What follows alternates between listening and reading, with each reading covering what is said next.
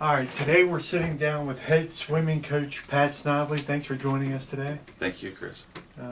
First, I'd like to get your thoughts on the first half of the season. The men have won 3 straight meets. The women have had very good times so far for a young team. Let's get your thoughts on that. Yeah, I think early on we were pretty good out of the gates. We went to the West Virginia State games, and I think we exceeded what our expectations were in the early going. I think that got us a little bit excited for competitions, and we've had some good meets up to this point. Training's been going well. Kids have been performing. We kind of using this weekend coming up as a gauge of where we think we might be for the season, but we'll see when we get there. So what are your expectations for this weekend, and what kind of competition are you going to be facing? Is it going to be mostly Division I, or is it going to be a mix of Division I and II? Well, we'll be at the Pitt Invitational this weekend up at the University of Pittsburgh. It's a 3-day-long meet. It is a mix of Division I and II. Obviously, Pitt, being the host, will be there. Cincinnati, St. Bonaventure, and Cal, which is Division II, and also Wesleyan and us, Division II schools. It's going to be a nice mix.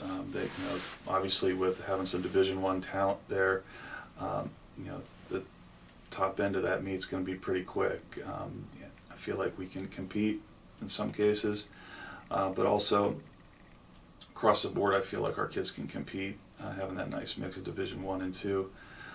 Expectation-wise, I don't have any real preconceived notions about where we are. I think we can be fast. We're gearing up for that. We're preparing to be fast at that meet. We had a good meet up there last year. We were probably a little more nervous being in that kind of situation last year, but I think our kids are going to thrive in that environment. Yesterday, they announced the rankings, and your men are 22nd in the country. What's your reaction on that? I felt like we were a top 25 team.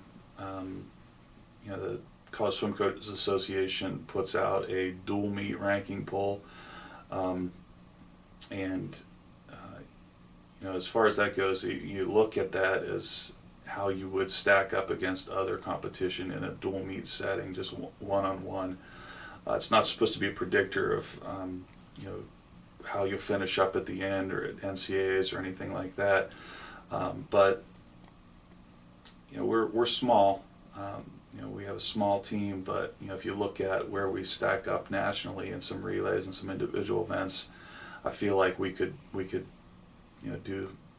do well against a lot of the top 25 teams.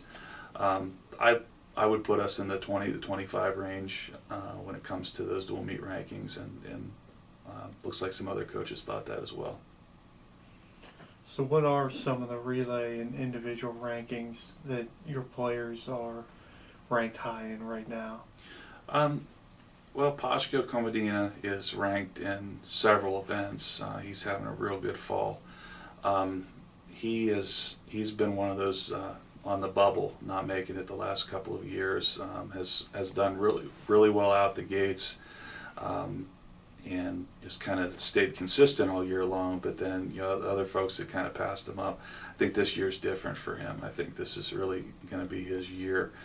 He's doing really well in practice, and has been good in just about every event we've put him in. David Dent made NCAAs last year. He's ranked very highly in the 50 and 100 freestyle. There's some other folks in there as well. Those relays that we've talked about are freestyle relays. All 3 of them are ranked in the top 5 in the country right now. Partly due to having a really good meetup at the West Virginia State games.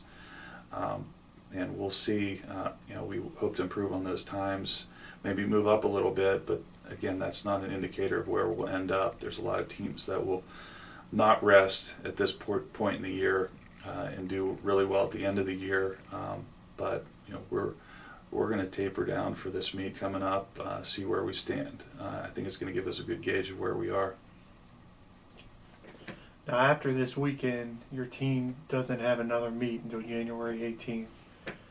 Are you going to change anything practice-wise during this time off? And do you think it hurts or helps your team in any way? I think the break is nice. It's a break from competition is always a good time to kind of reevaluate where you are and maybe make some changes in training. I think that this meet will kind of show us where we are, where we need to be over a holiday break. We'll give them some time off. We'll give them a couple of weeks. I think it's important for them to be home with their families. I think it's important to kind of refresh themselves, re-energize. But when they get back, that's a time where we kind of get into crunch mode, and we work really hard for maybe a month or so, and then prepare for our conference and national championships after that by sharpening up what we're doing, and then resting up for those meets. But when we get back from this holiday break, we're gonna work real hard, and folks need to understand that they need to be prepared for that and ready to roll when January comes around. This first couple of meets, we'll probably go into them with a little bit of fatigue, see how we perform there. But then once we get to the conference championship and we're rested and ready to go, I think all that training will pay off. How are the renovations on the pool coming, and how excited are you to finally get a home meet at the end of January? Well, it's been trying this semester, to say the least. For those who don't know, we're doing some renovations at the Feaster Center pool. We've been practicing at the Falcon Center pool here on campus, which is a 4-lane shallow recreation pool with no starting blocks, and that's been challenging, but it's also been a blessing that we've had an opportunity to use another pool. And I've always been of the belief that you do the best you can with what you have where you are, and that's something my parents instilled in me, and that's something that we've talked about with our swimmers, that yes, this is a setback, but in the end, things are going to be a lot better at our pool, better situation for us. And we've trained really well and competed really well this fall, in spite of what others might see as a setback. So we're excited to get back into the pool. We're fine with where we are, and I feel like if you use those minor setbacks as a reason why you don't achieve those goals, then you weren't really focused on achieving in the first place. And all our kids have they've worked hard, they've been resilient, and if anything, it's made them appreciate some things that we do differently, and some of those challenges helped as they overcome obstacles to be a little bit better in the long run, I believe. Okay. Thanks for joining us, and good luck this weekend in Pittsburgh. Thanks, Chris.